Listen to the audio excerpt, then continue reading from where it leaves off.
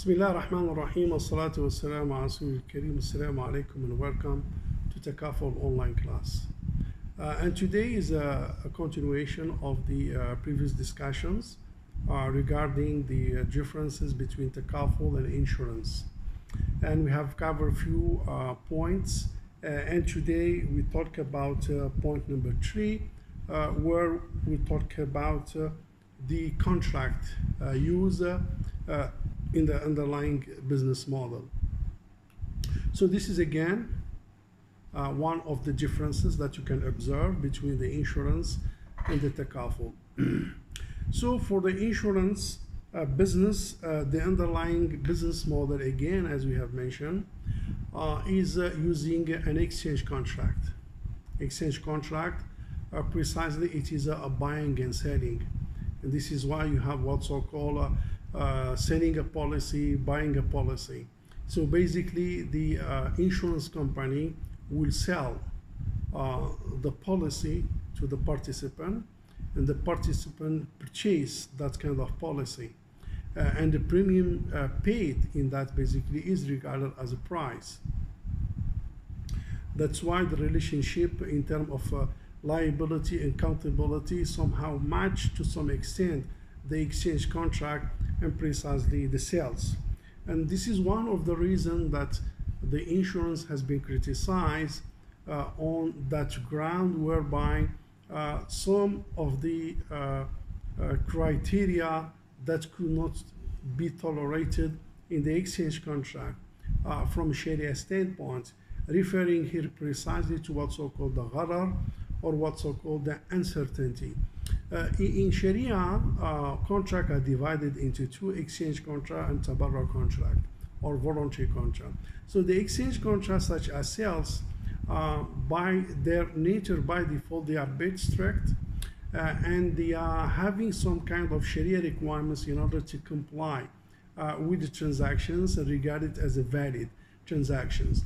And one of the most important issues faced by the exchange contract, where Sharia cannot tolerate that element, is the gharar. The gharar means uncertainty or lack of informations, or a kind of ignorance, whereby specifications and information are not sufficient and are a bit loose. That one possibly may lead to kind of a dispute and make the contract a bit loose. That's why the insurance business has been impacted and infected on its permissibility on that ground. Of course, in addition to some elements of gambling that could be appear in the what's so-called insurance model. So when there is a sales contract in the insurance, where there is a buying and selling, and there is a price, but what you are buying is unknown.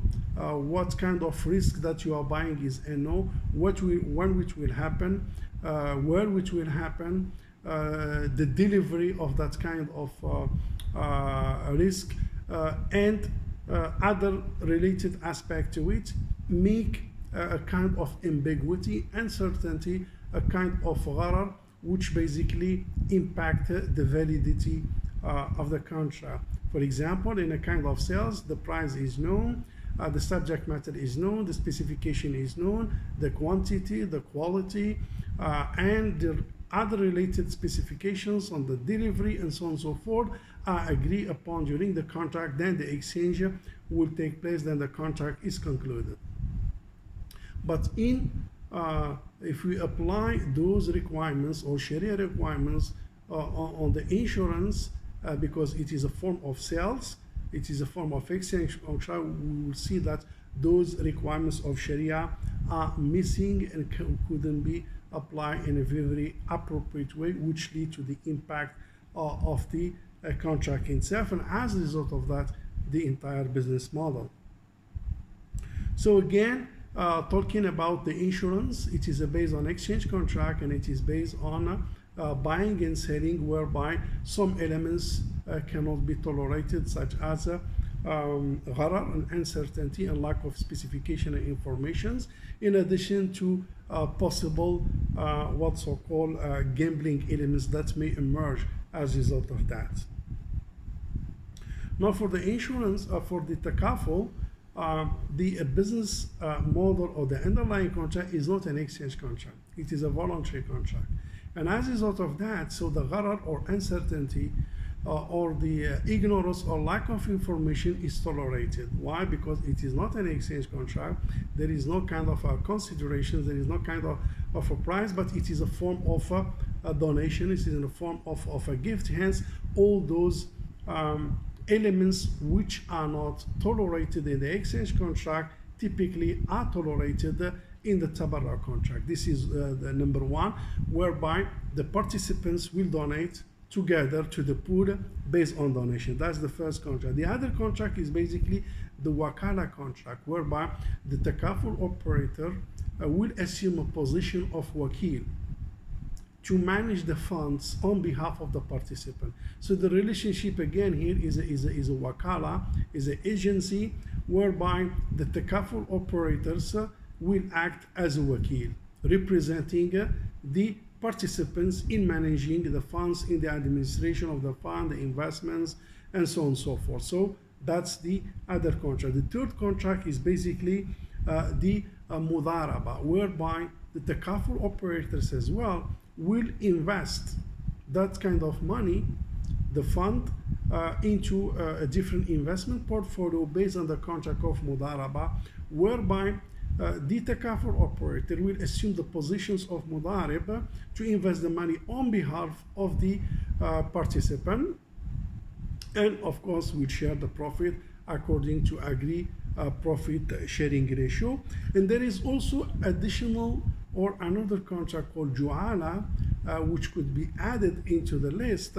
And juala is a kind of performance. I think we have covered it in the terminology used in Takaful. So it is a kind of a prize or award or kind of incentive provided to a person as a result of his good performance. And as a result of that, the Takaful operators, based on their good performance, could be entitled as well to some kind of incentive and reward in a form of juala. So as you can see, in the Takaful, we have the donations or a voluntary contract donation, which is in a form of a gift, commitment to donate in a form of gift. And we have the wakala, and we have the mudaraba, and we have the juala. As you can see, all these contracts, they have the kind of flexibility, and they are not an exchange contract, similar except for the mudaraba, which is a kind of partnership, but still it is in compliance when you do the kind of investment. But the other basically are flexible in nature.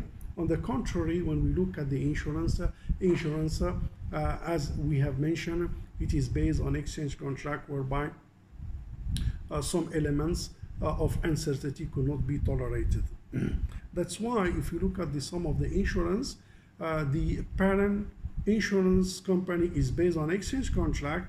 Then what they will do, they introduce a new entity, which is the takaful operator, whereby it is based on a donation contract, a voluntary contract. So the parent conventional insurance based on exchange contract, the subsidiary which is based on takaful, it is designed based on voluntary contract. The conventional parent insurance company is not permissible from a Sharia standpoint.